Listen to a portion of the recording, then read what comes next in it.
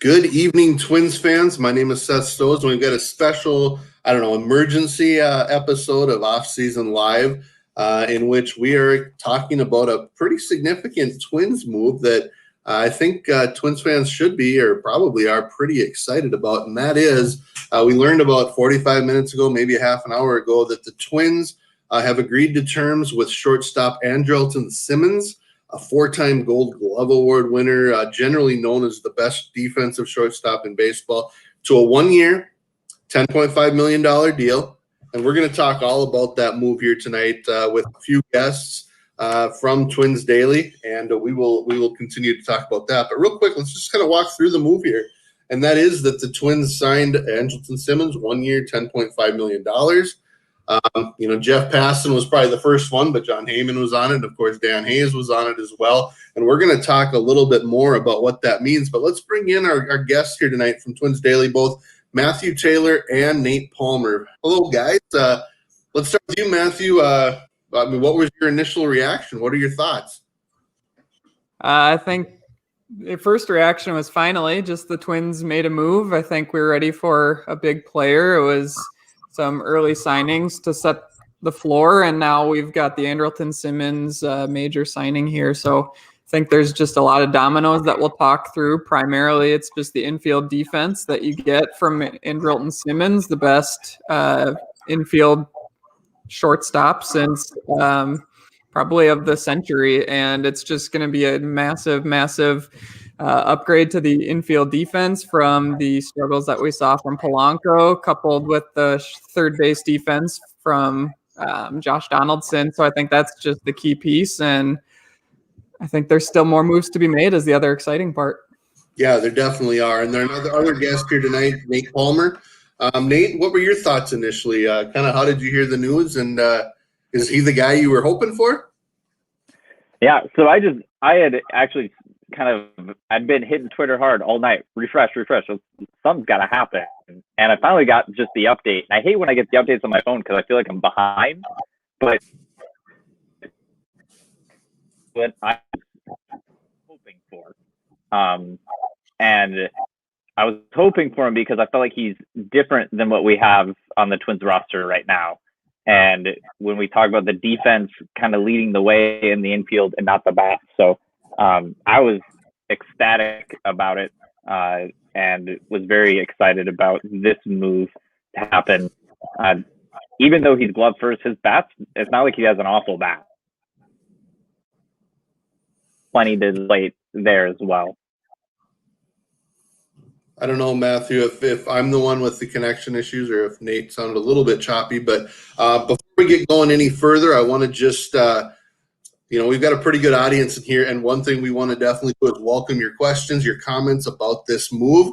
And as we get going, ask questions about what's remaining. We had an Offseason Live last night in which myself, Nick Nelson, and John Bonus talked about what's still to come, and one of those things was shortstop, but there's more. So we're going to talk mostly about the shortstop position here tonight, but again, welcome your questions, comments, whether you're watching it live on Twitter, Facebook, or YouTube on the Twins Daily platforms. Please feel free to leave your comments, and we'll get to those. JT, I think, is a little excited, saying woo-hoo with 4 exclamation points, so that's good. Jeff has the comment, yes, sir, certainly a huge upgrade, huge in all caps, and I think especially defensively, going from Polanco to Simmons. Albert, now we're getting all kinds of comments. So go Twins. And here's one question we'll go with, and it's kind of we'll start with you, Matthew, on this one. Is Jorge Polanco being moved to second base? And I don't know that we necessarily know that answer, but Jeff Passan gave us a little bit of a hint. He did. I think the common view before the signing was that Polanco would be the guy that would be moved to the utility spot. But Passan, his tweet was Andrelton Simmons will be the Twins starting shortstop with Jorge Polanco moving to second base and Luis Arraez still expected to get plenty of at-bats in a super utility role.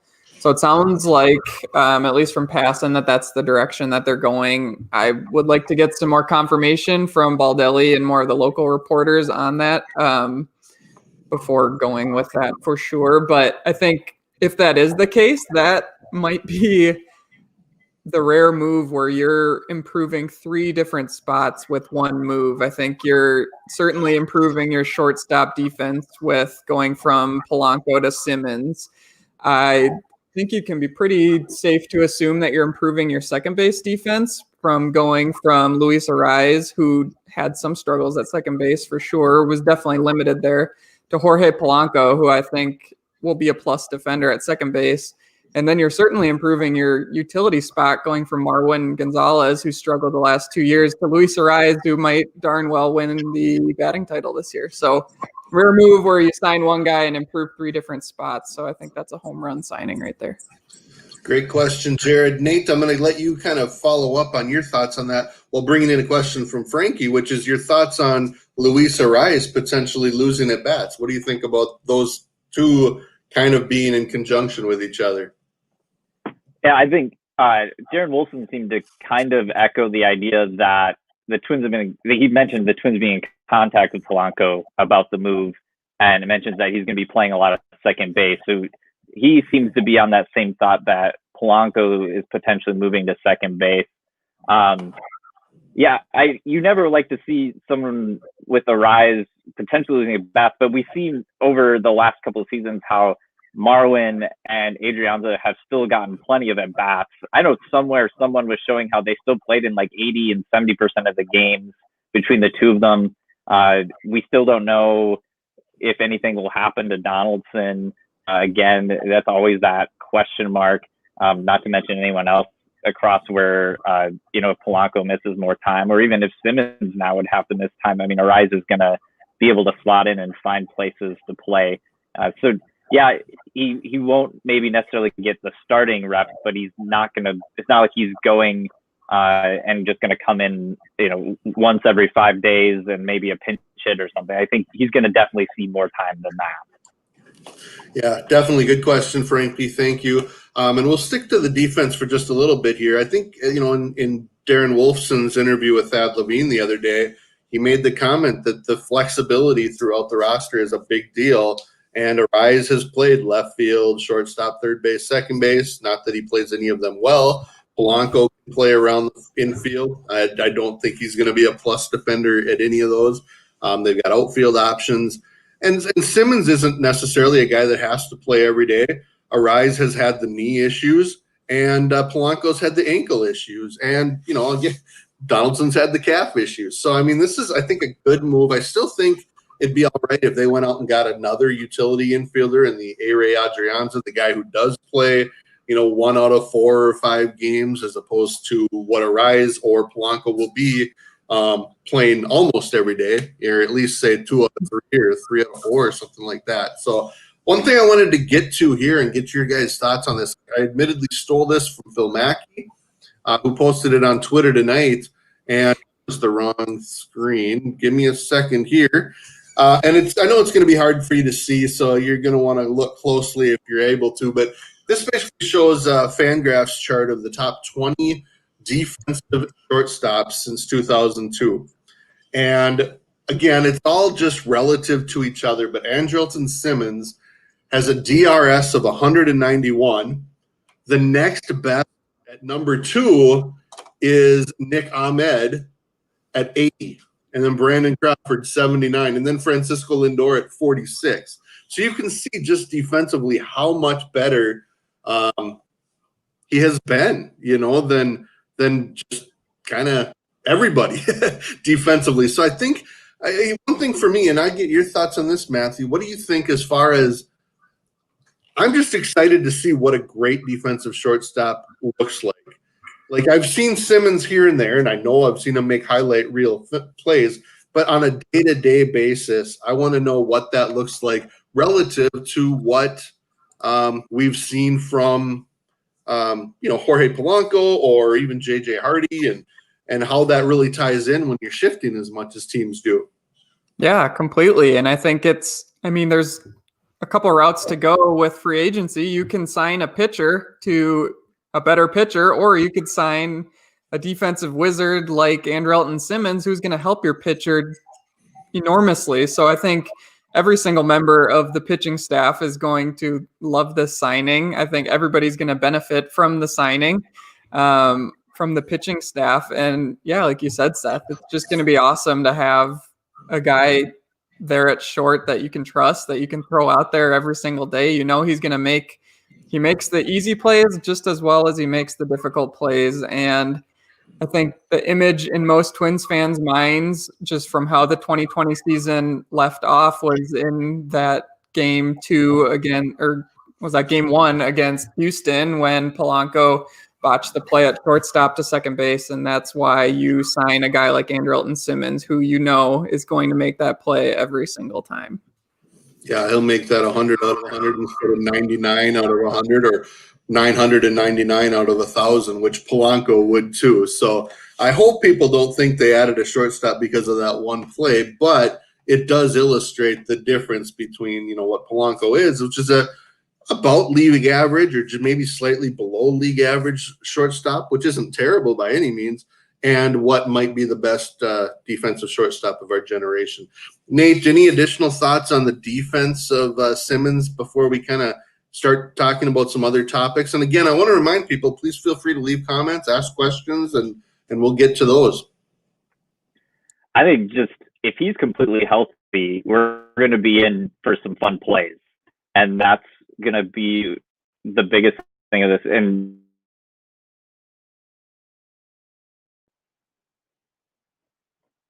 all right, am I back in, guys? I'm going to have to try and switch to something else here. Apparently my Wisconsin Wi-Fi is not being friendly to me. But what I was going to say here is I think it's just neat that we've seen this front office 2 off seasons in a row say, here's a place we can upgrade this and defensively, and we're going to move someone. And they've been totally willing to do that. And just the willingness to have those conversations and say, this is going to make our team better. If you're willing to make this move and to work that out relationally is huge, instead of just kind of staying stuck. Like, no, this is the way we have to do it. We have Sano at third base. We have Polanco at shortstop. This is what we have to do, kind of a thing. They've been willing to do what is to make the team the best as they hit the field. Yeah, certainly. So I do want to touch on this. Now, we do have a couple of different questions. We'll show them both. Minicago Sports says, what spot do you all believe he will or should hit in the order?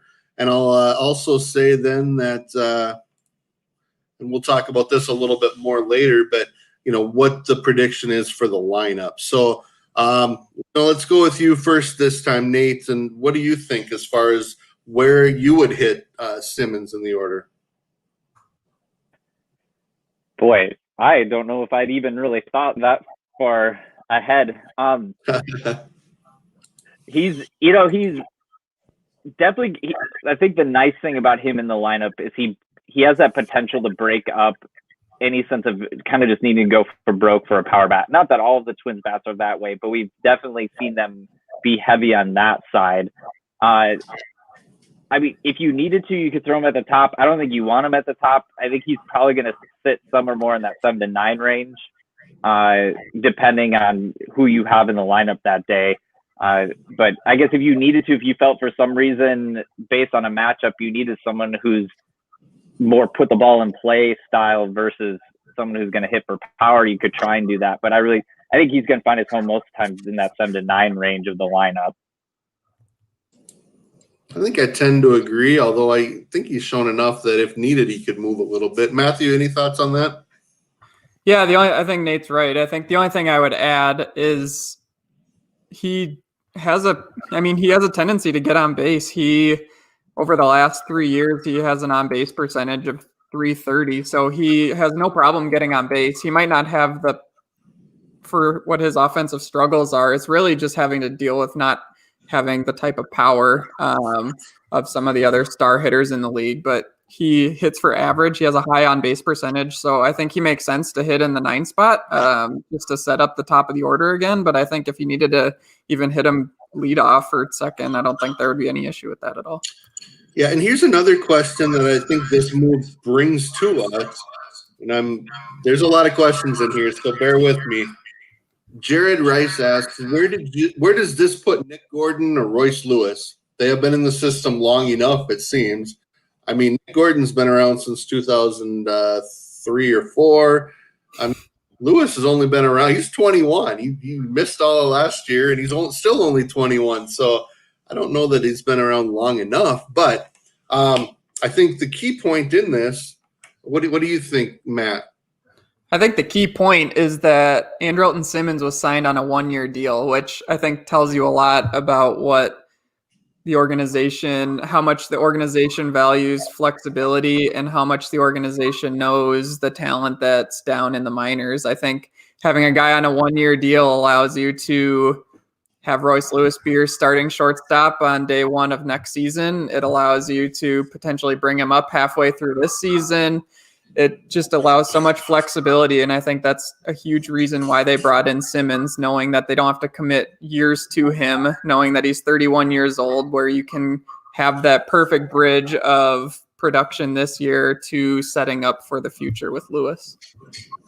I think I'd add that Nick Gordon, from that perspective, kind of competes with a JT Riddle and that type of player, and probably maybe another guy that they bring in for a second utility spot. Nate, I'm going to throw this other question to you. This is from Russ. Who wanted the 1-year deal, the Twins or Simmons? Can we say yes? Yep. I mean, maybe Simmons doesn't want to compete with some of the free agents next offseason, but there's still the possibility that, I mean, especially if he could carry the 30-game sample from 2020 through this season, he's going to be in line with all those other shortstops to do some of the things. I bet the Twins probably a little bit more for what was just being highlighted between the two of you. I mean, Lewis is right there. You've kind of always got to move forward with the idea. You've got to be ready to be able to slot him in the lineup, and you don't want to shut him out or really have to do some big movements to get him into the lineup. So if it was one or the other, I bet the Twins wanted it more than Simmons, but Simmons probably doesn't hate it either. Yeah, I would somewhat agree, but definitely I think the Twins were kind of committed to a 1-year deal.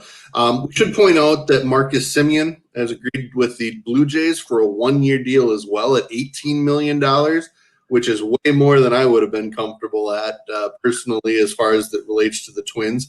Tommy LaStella apparently is nearing a deal. We may have heard more recently, and I believe with the Giants. So this market is kind of coming to here. And Nate mentioned the offseason next year. Francisco Lindor, Trevor Story will be free agents along with Semien.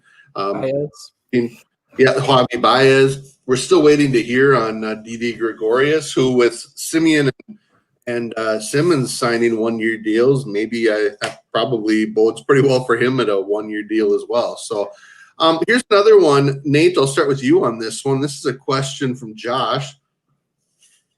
Does this open up the possibility of trading a rise and a prospect to get a power arm? Do you think that's part of the thinking? I would say it's not off the table. I don't know if this is like setting it up necessarily for that, but if we've kind of said all offseason, if that is what, and we even said before, Polanco may be in that conversation. If it took one of these guys that really got you something, maybe. Now, Polanco would definitely, I would think, would need to be more of an ace level starting pitcher. But I think when you think about replacing someone, you might still be able to go find someone to replace a rise. Although they may just say this depth is good, and that's more important. And we've seen how they can develop arms. But I would say with this front office, they're pretty open to anything. If someone comes by and gives them the right offer for a rise, and if the Reds come in and say, we'll give you Luis Castillo or something, or Sonny Gray for a rise and a prospect, I would bet they'd pull on that one. Now, I don't know if the Reds are doing that, but if they did, I think most of us would say yes to that. I'd say it's low, but it's still a possibility.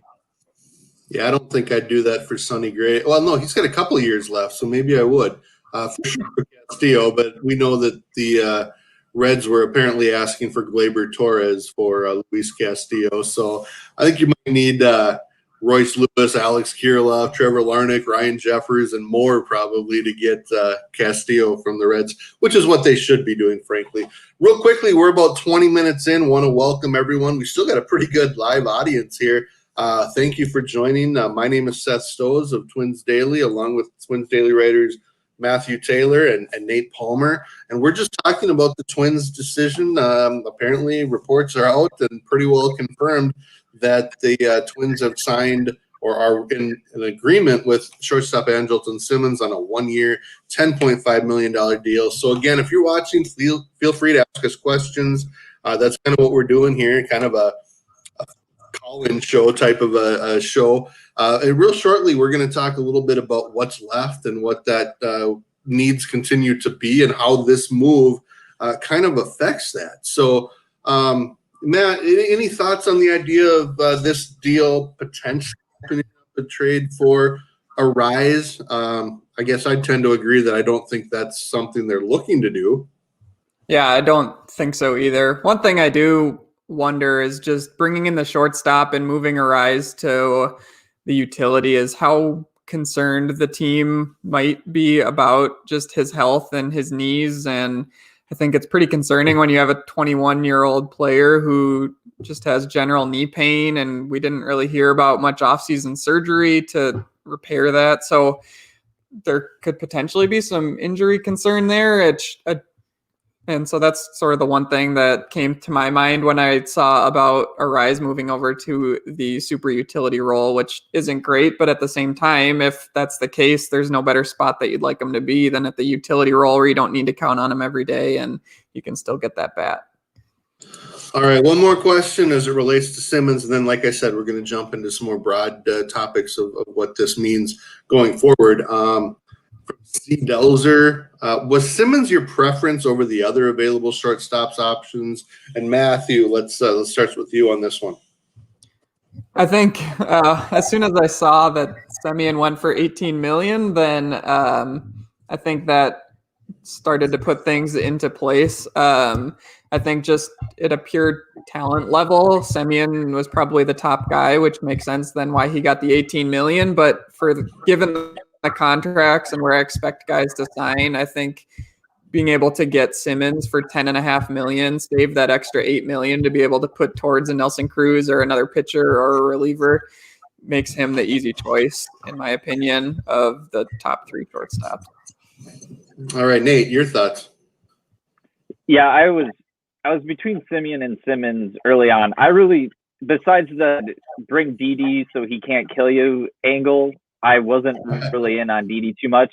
I feel like he and Polanco are too much similar of players, and I feel like if you're going to bring someone in, you need to bring someone in who's a little bit different. And so ultimately, I landed on Simmons, and just his defense when he's healthy and doing it well is an elite skill and can change games. And not to mention, Matthew mentioned the money aspect, that now there's that much more money available to continue to go out and get the other and fill those other holes that are still on this roster at this point. Yeah, and then I guess for me, I didn't really necessarily care. I didn't want Semien as much because I think he was kind of a 1-year guy who had a monster year, almost won the MVP in 2019. And that really didn't fit with his other track record in previous years, although the defense has been very much improved. I was fine with Gregorius at about this amount, 10 and a half, 12 million. And I'm thrilled, at this point, to get Simmons. That said, I think we all would have loved to have seen the Twins get Trevor Story. And I personally, Javi Baez is one of my 5 favorite players outside of Twins players to watch. So that could have been fun too, especially with the angle of playing with his brother-in-law, Jose Barrios, for a year and seeing how that played out. So with that, I want to kind of transition the conversation here, and we'll take, another 15, 20 minutes, and depends on how many questions you guys have, and we'll keep going for a bit. But let's see. Okay, I'm going to ask this one quick. This will be just a quick one. Nate, we're going to get Max's question in here. What would you rate this signing out of 10? I'll give it a 7. Matthew? So my rating depends on what other moves they make. I think the bat of Simmons is so not difference making that the other move they make will change it from a 6 to a 9. So we're at a 6 now, but we can move it up to a 9 if we can bring in another bat to go with it. Yeah, and kind of like the J Happ move. I mean, to me, it's not like this is going to be an exciting, earth-shattering move. I just think that it does make them better. And I think Matthew pointed out it maybe makes them better at 3 positions. So that's a good thing. The move in general, especially at the dollars, I'd say 7 or 8. So I feel good about it. But it's not a 10. I don't think any of us are going to pretend it's a 10. So let's jump into this part of the conversation, and we're going to bring you up. Be sure Matthew helped set this up at twinspayroll.com. You can go there and you can kind of plug in the remaining free agents into the spots. And again, it's kind of going to be tough to see here. Hopefully it's not too bad for you, but I'm going to, I don't know if I can zoom in too much further. How about if I do? I'm not going to break anything. Again, we kind of show Garver, Sano, Polanco. We've got penciled now into second base at $4.33 million. Donaldson at third. Now Simmons at short. Left field remains kind of a question mark. Buxton in center. Kepler in right. DH a question mark. We've got a rise in the utility role and some open spots there. I've filled these in with league minimum players. So Kirilloff in left for the league minimum. Rooker at DH. Cave as a fourth outfielder. Astudillo, you could put Wade. You could put someone in there at the league minimum. I put Jeffers as the backup catcher. I put Randy Dobnik in as the 5th starter behind the 4 after adding Happ. And I've got Stashak, Smeltzer, and Derek Law in as league minimum. You could go with Ian Jabot, Brandon Waddell. There's some other options, Lucas Farrell, other guys they've signed there. So with that, it looks like the Twins are somewhere around $110 million. And I think that's assuming Maeda makes several of his incentives, which is probably pretty likely if he stays healthy. But here's a question. We'll start with this, and Nate, we'll get your thoughts first. There's several questions as it relates to this. So I'm going to pull a few of them up here.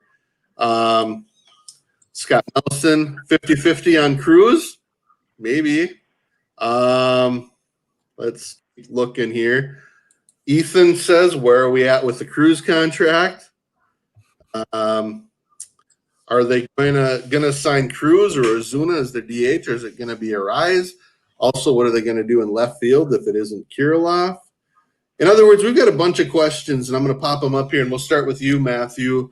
Nelson Cruz, I'm gonna put him in here right now, and I'm gonna put Nelson Cruz in at $14 million.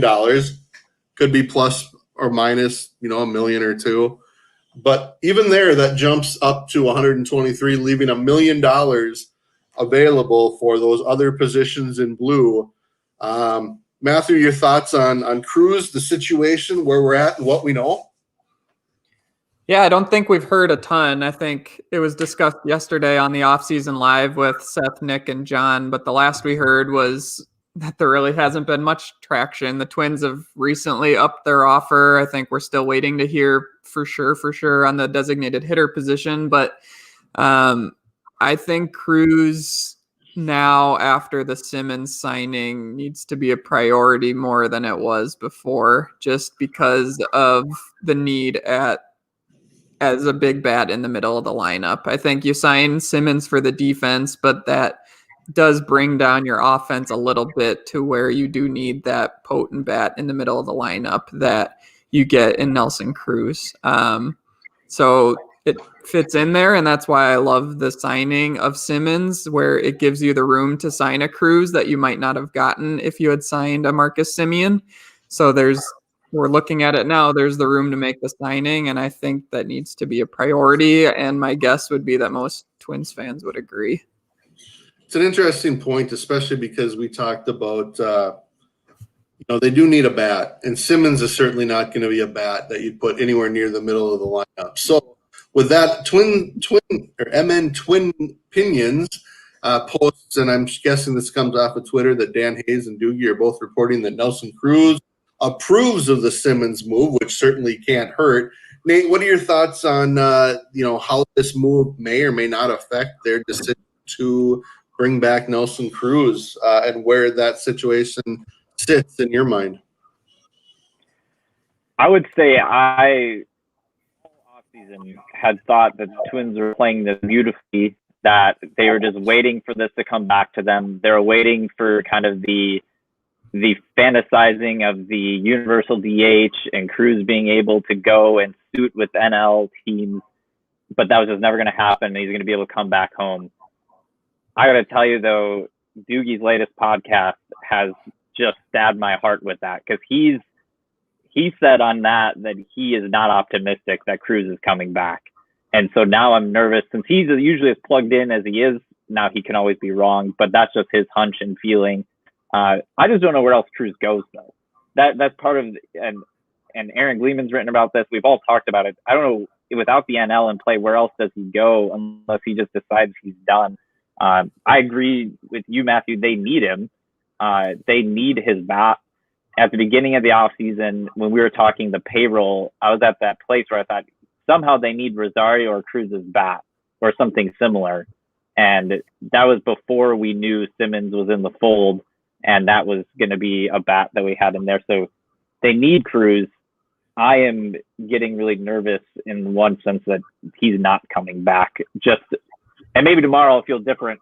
But today, after listening to Doogie, I'm getting a little nervous about it.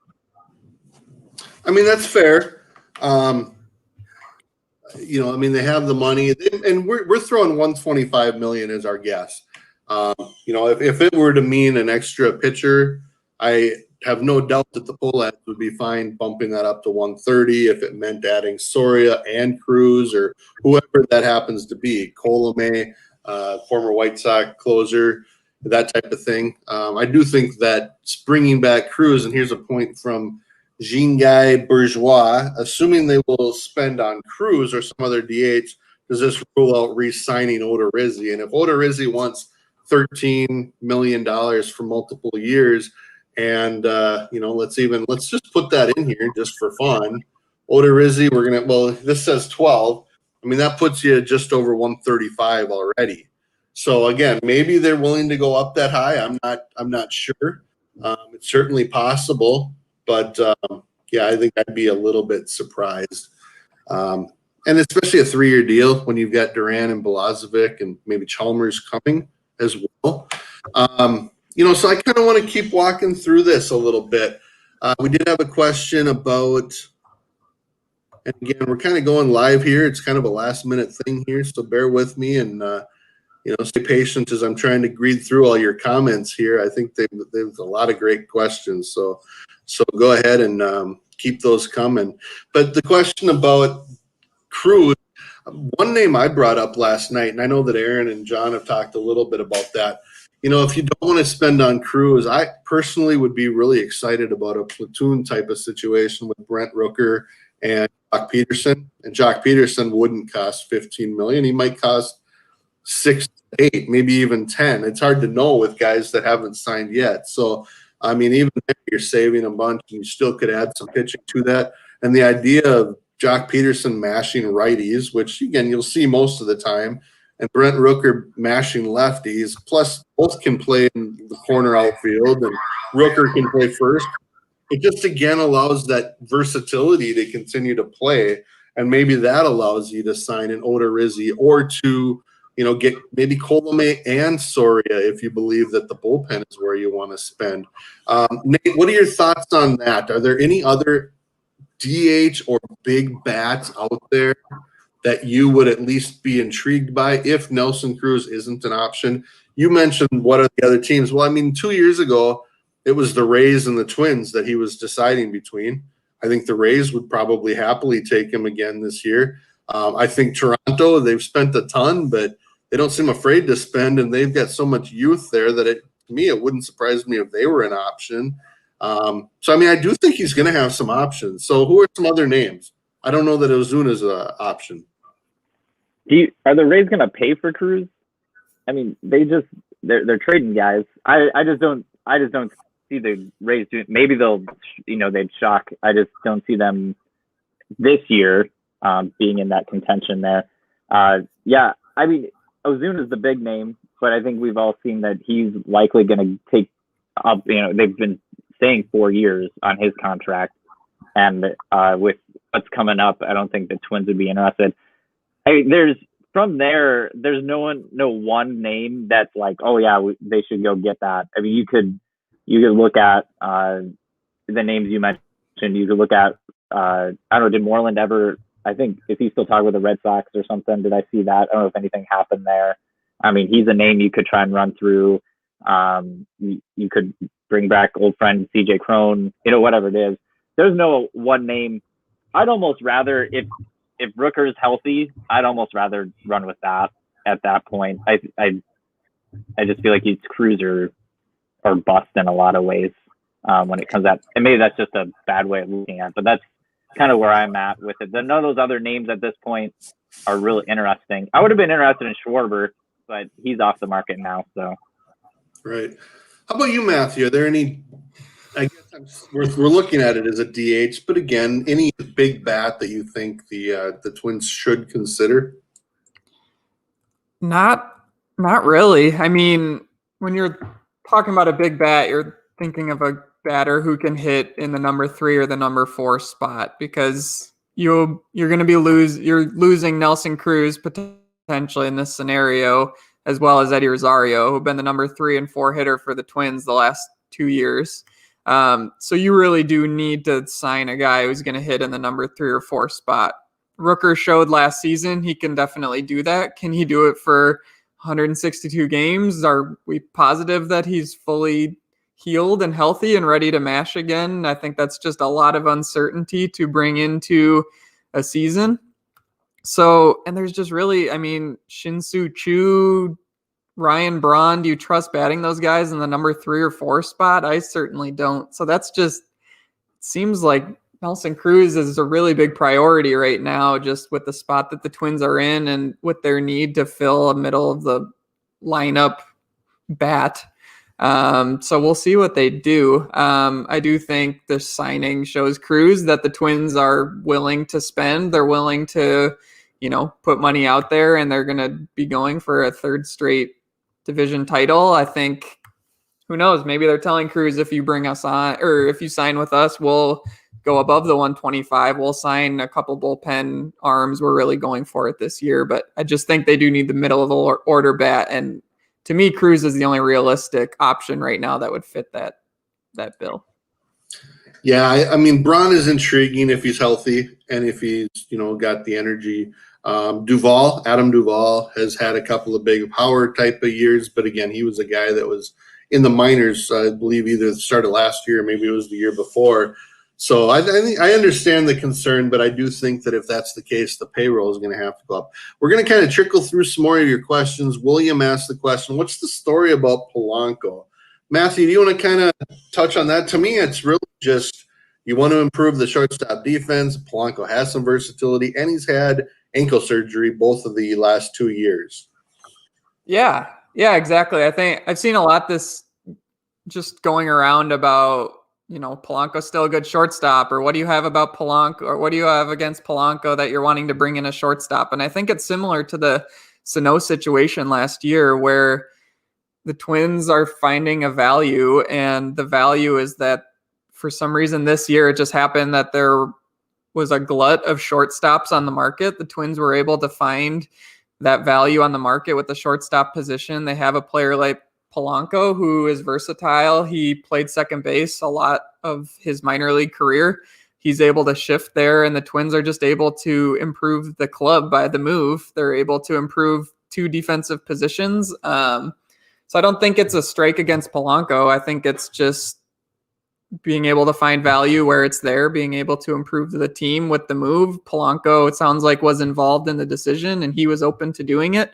So I think it's a win for everybody. I think it will only take less pressure off of Polanco's health, allow him to stay healthier, being at a less pressure-filled defensive position. So I think there's just a lot of reasons to make the move, and I think and hope Polanco will succeed as a result.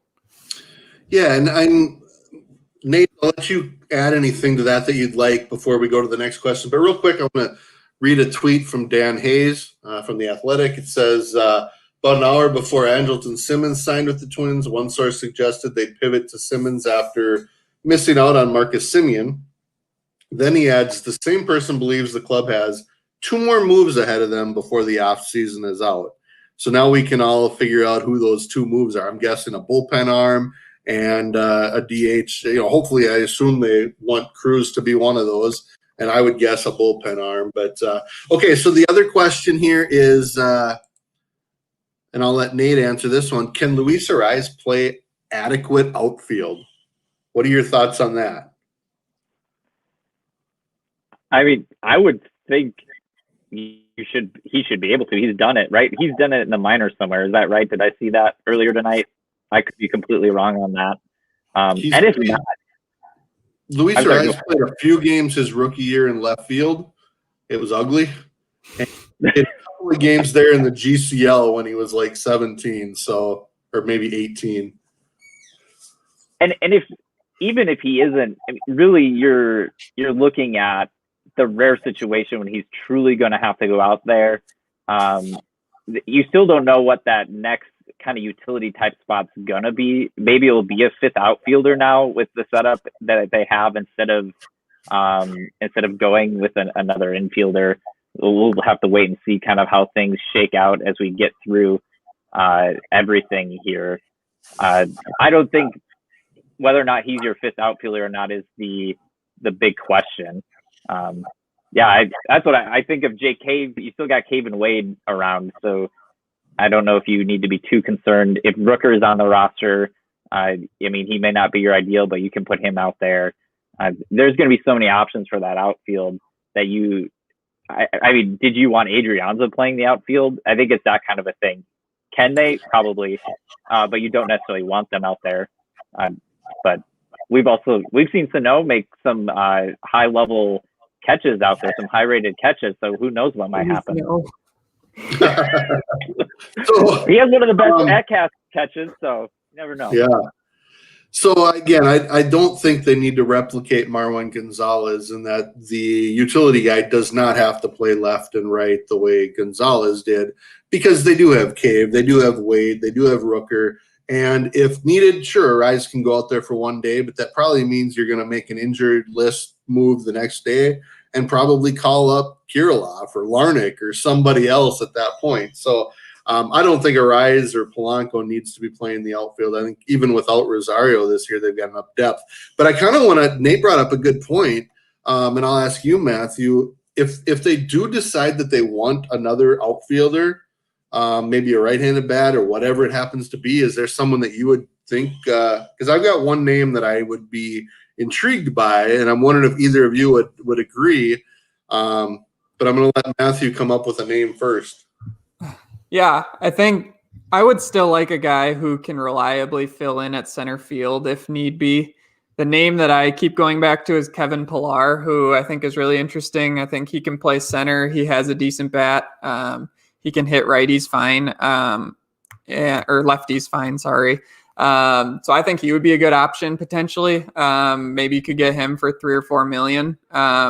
So depending where the payroll shakes out, depending how things are going, I think Nate brings up a good point. I think we've been penciling in an infielder as the other utility spot, but now having Arraez with Simmons and with Polanco, all guys who can play middle infield, I think it wouldn't be bad to necessarily have a backup center fielder, so you don't have to have Cave there for prolonged stretches.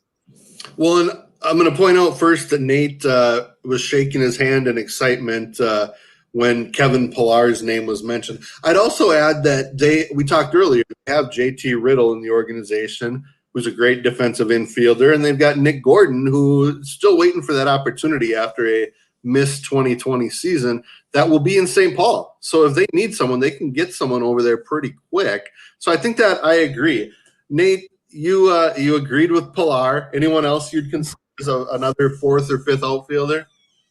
I don't know. I was all on Pillar at the trade deadline. I don't know if I'm on Pillar right now, but I wouldn't hate it. I just worry that going after another outfielder takes away from either the DH or the pitching moves that we think needs to happen. Now, I guess if nothing happens with Cruz and we've got money and it's kind of one of those fringe, let's raise the waterline kind of a thing. Let's get a right-handed bat with someone with a little maybe more defense than what we see with Cave or Wade. I'm all for. I'm okay with Pilar. We've got to know who he is and know he's not necessarily the Pilar of old. That there's going to be a little bit of a limitation to it. He's not going to fill that bat need. So I definitely, in the whole of it, rather see the money go elsewhere, and really just rather see what Rooker can continue to do. I know we hate Kepler going to center, but let's let that happen. And maybe at the right point in the season, maybe Lewis is ready, and maybe it's just time to say, all right, Lewis, your bat's ready. We know you're going to be able to run around center field. Let's see what happens. Let's get you in here. You can be a game changer. Maybe that's what ends up happening at some point. Greg mentions Jock Peterson. To me, he's only an option if you don't bring back Cruz and you want to do something with Rooker and Peterson, something like that. But if you do still intend to bring back Cruz, he's just a DH. Pilar's fine. He was good a bunch of years ago. I much prefer a younger version of that, also right-handed, much better defensively, and that's Alberto Almora. Yeah. I know he doesn't hit much, but he's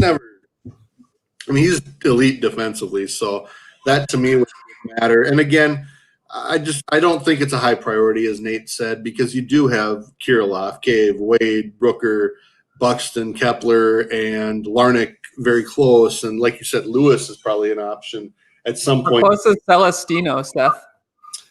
I'm a big Celestino guy. He's number 7 in my Twins prospect list. So yeah, and he'll probably start at Double-A. He may start at Double-A. Yeah. He may start at High-A. So it'll be interesting. So I think again, we'll take any last questions. We do have a quick question from Chris. How much for Ryan Braun for a year? Boy, I think in your estimate here we have him at $5 million. I can't imagine it would be anything much more than that. At this point. And again, I don't think he needs the money as much as if he wants to keep playing, probably would rather play for a winner. So I think I wouldn't be against Braun in that case. And then you're saving the $10 million and now you go get Soria and someone else or something like that. So, but I do want to touch on the bullpen, and we do have a question here again. Have they done enough for the bullpen? And I think our answer to that is probably not. But, let's let Nate start with this one. What we have over here is we've got Rogers, Duffy, Hansel Robles, Caleb Sealbar, Jorge Alcala. And I think Stashek's pretty well penned in unless, they make multiple moves in the bullpen. And I think Smeltzer has an advantage because he can be a long guy. And I put Derek Law in here. Like I said, you could have Jabot, you could have Waddell. Any of those minor league pitchers that they've signed on minor league deals. Nate, what are your thoughts on the bullpen? Do you expect them to do much there? Do you think maybe one guy, or what are your thoughts on the bullpen right now? I do, like we all said, they need it. I think they will add an arm. At the beginning of the offseason, I had said I wanted a power arm. Rosenthal's probably the only one that really qualifies as that's left. So, but I mean, I think we're definitely in the range of a Clippard or something coming back in, someone along that line. But I would think that they'd bring one more arm in, even if it ends up being someone kind of a lower level than that. I think they're going to want to at least add to the possibilities there. And even if we get into spring training and one of those guys is let go because they decided someone they already had was better, I would think that they'd add at least one more arm into that mix. And I think Clifford would be real good to bring back and try him again. Yeah, I'm definitely not on the Clippard bandwagon. I don't think the way it seems like most Twins fans are. And it's not that he was great. He was absolutely fantastic. He pitched in more games, I think, than anyone out of that bullpen and did well. I think, he would be some depth if they aren't real confident in Thielbar. Lewis Thorpe fits into that equation as well because I believe he's out of options. Smelt kind of fits into that left-handed role. Clippard's just solid. So I still, even though it's later in the offseason, I think there's enough options that are way more exciting. I mean, even Joaquin Soria isn't a hard thrower anymore, but he's got more upside, I think, than Clippard, and certainly more than Romo. I think, I don't know if I speak for you guys, but I think I'm done with seeing Romo go out there and make me nervous every time he throws a pitch or gets into an argument with the other team. Matthew, your thoughts on the bullpen? Are there some guys you would target, understanding, with or without Cruz being in that picture? What are your thoughts on what they have and what they need to do yet? Yeah, I think they do need to bring in at least one more right-handed pitcher for the bullpen. I just think it's hard to lose Matt Whistler, Sergio Romo, Tyler Clippard, and Trevor May and replace that with Robles and Derek Law, who are just giant question marks. Robles had a 10 ERA last year. I think with this bullpen, you're really banking on Taylor Rogers, who I think will be good, but maybe we started to see the beginning of his decline. So I think there's just still a lot of question marks. We saw Caleb Thielbar for 20 innings, but are we confident that he can give you an entire season? I'm not sure. So I would like to bring in another right-hander. I think Joakim Soria definitely fits the bill of the right-handed, throws good sliders, only needs a 1-year deal, still has some left in the tank, has closing experience. So I think he makes the most sense. And it just seems like there's been so much talk about him this offseason that it's ultimately going to be him that they bring in. I think you can get him at $4 or $5 million, which you might have to go a little bit above the 125, but that would still give you room to sign Cruz. And I think you would check every box off of the checklist that you need to put in a really solid offseason. So yes, bring in at least one more right-hander. My preference would be Joakim Soria. I like Tyler Clippard a little bit more than you do, Seth. I think he just is a professional. He does everything that you need from a bullpen guy, and I think he was just a good fit with the team too. So those would probably be my top 2 targets, just at the price I think they're going to sign for. Yeah, I think the names out there that are intriguing are Trevor Rosenthal, Alex Colomé, maybe Shane Green. Sean Doolittle's another lefty. Melanson still pretty okay. And then Soria. And to me, after that, there's a step down, but it's Darren O'Day and Tyler Clippard. I am a little intrigued by Ian Kennedy. Obviously, the Twins were interested in him a year ago at the deadline when he was making something like $15 million, or 2 years ago, and they had another year of that. So I can imagine they would still be interested now that he's simply a free agent. So, Brandon Kinsler is, to me, he's more intriguing than Clippard as well too. So, but then I also look at guys, even the Colin McHughes or some of those guys that are, I hate to even throw names out there, but are there starters that aren't going to be getting jobs as starters that may end up being willing to be a long reliever or switch into the bullpen or something like that? An Anibal Sanchez type of a move that if he isn't a starter, he could move to the bullpen. So let me just real quickly kind of scroll through our comments here and see if I've missed any big questions. I think we've covered pretty much everything, but so let's go to you, Nate, first, and just what are your general thoughts on where we're at? Let's do this. Start with highlight your thoughts on the Simmons deal. I know we asked that at the beginning, but now that we've had this conversation, how do you feel about the Simmons move in general? I'm still really high on this Simmons move. I mean, I gave it a 7 because it's not on the level of Josh Donaldson or if it was a Bauer-like level talent, but it's still very good. It's gonna make that infield defense look a lot better than it has, and we're just moving guys around. And I hadn't thought as much of what Matthew brought up of how this really could potentially keep Polanco that much more healthy. And if we have healthy Polanco batting, doing healthy Polanco batting things, how that is going to help alleviate it. It's not the fix, but it's going to help alleviate some of those questions we have right now about not having Nelson Cruz ready to slot in that lineup since he's not signed yet. Real quick, I'm going to throw this question out there. I know that Field Bro asks, does Simmons have any experience at third? And I'm looking at his baseball reference page, and he has played in 1,057 games over 9 seasons as a shortstop. He has 2 games as a DH, and he's got 0 games anywhere else. That said, I don't think he'd have a problem playing pretty much wherever. When you got hands like that and an arm like that, he would be just fine. I'm going to kind of go to you then on the same question, Matthew, but I'm going to also kind of follow it up with, and I'll get back to Nate then on the second half of this. Dan Hayes wrote they think they have 2 more moves. If it's you, what are those 2 moves, or who are those 2 players? Yeah.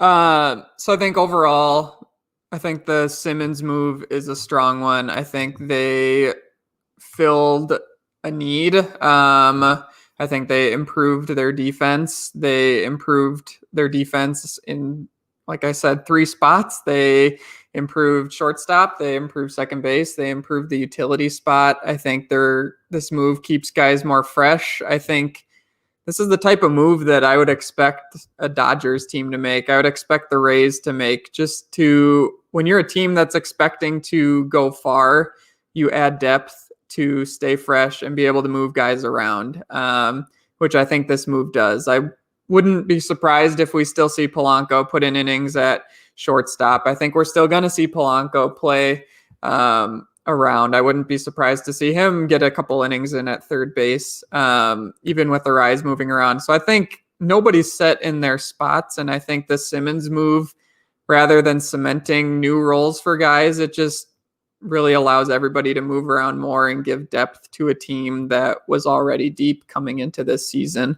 So I think that's what's most intriguing, just that there's lots of possibilities to go with this, and we're not really going to know where it's going to take us. But I think now when you're dealt a knee injury to Luis Ariz, when you're dealt a calf injury to Josh Donaldson, this team's going to be much better prepared to deal with that than the 2020 team was. And for the second half of the question, the 2 moves, I mentioned it before. I think signing Simmons makes signing a big middle of the order bat even more important. So I think Nelson Cruz needs to be priority 1 to close out this offseason. And number 2, I think, is that reliever arm. I think Joakim Soria would be my number 1 target. I like Tyler Clippard. And the other guy that I like, just as you were talking, Seth, the other guy that popped into my mind is Jeremy Jeffress, who I think is kind of interesting. He had a 1.54 ERA in 23 innings last season. In 2018, he was an all-star with Milwaukee. So he's another right-handed arm that has had some big games that he's pitched in, and I think could be a potential option too. So. All right, Nate, your turn for the second part of that question, which is we think there might be 2 moves, or Dan Hayes has let us know that there may be 2 moves left. What are those 2 moves if you're the GM? I think it's the bullpen arm is I feel like that's the more important move for some reason. Even as much as we talked about that middle bat's can be important, a Cruz bat, a bullpen arm. And so all these names, I kind of feel like they all are okay, whether it's a Rosenthal. I completely forgot about Colomé for some reason before when I was talking. You talked about him after, Seth. But any of the names we've talked about, bring one of those in. I would like to see Cruz back.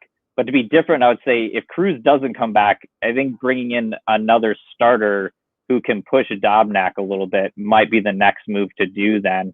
Regardless, I think it's good to bring in, even if it's like a Fulton Nevitz, just as a flyer to push Dobnak. But if we miss, if the team misses out on Cruz, where's that next pivot to put money into the team and try to find just some more value somewhere to kind of improve another part of the roster, and that 5th rotation spot might be the next place to go then. Yeah, I think that's a good point. No, I'm not quite as into the Cruz idea, although, again, if it's a 1-year deal, that's fine. I don't think they need to go to 2 years, and I don't think they should go to 2 years. So to me, that has to be a 1-year deal. I'm not big into spending a lot of money on the bullpen. For instance, when Brad Hand got $10.5 million from Washington, fully comfortable with the Twins not doing that. Now, that said, I'd be willing to go 1 year, $8 million on Trevor Rosenthal, maybe 1 million or 1 year, $7 million on Colomé. I'm not saying they might get more than that, but I think at those numbers, I think you're fine. maybe 5-6 million on a Shane Green, 5 million on Melanson, 4 million on a Soria. And I like your point, Nate, too, about pushing Dobnik. And it's not so much to push Dobnik as much as it is to make sure you have depth and you don't have to jump right to Smeltzer or Thorpe, or really you don't have to jump right to Duran and Balazovic, who saw 0 innings last year. Even with the 2 moves, I would think I read that more as 2 semi-significant moves, whereas I still think, and I'm not saying Rich Hill is the guy, but that type of a move to kind of compete for a spot. Maybe it's Mike Fires. I like Fulton Navitz as an option because I think he's still got some talent, some upside. They're going to be able to get some guys on even minor league deals that I think have a chance. So with that, last question, and then we're going to call it a night. This question came in. Matthew, we'll start with you. Gene asks, are we on track, we as in the Twins, on track to be better than the White Sox? And I think that's the $1 million question. And I don't know that. I think it's neck and neck. I don't know that there's necessarily a definitive answer right now. I think the White Sox made some big moves this offseason. I think they're on the path to improve. All their young guys are on the right track as well. I think it's going to be neck and neck. I would probably give the bat advantage to the White Sox right now. The rotation, I probably still give to the Twins at this point, even though the White Sox did make a big trade this offseason, and the bullpen is probably about even as well. So I think they're right neck and neck, and we'll see how it goes this season, but it's going to be fun. Nate, what do you think? So you beat the champs, you aren't the champs, right? That's right. So, I don't know, but I agree with Matthew on most of that. I mean, it's close still.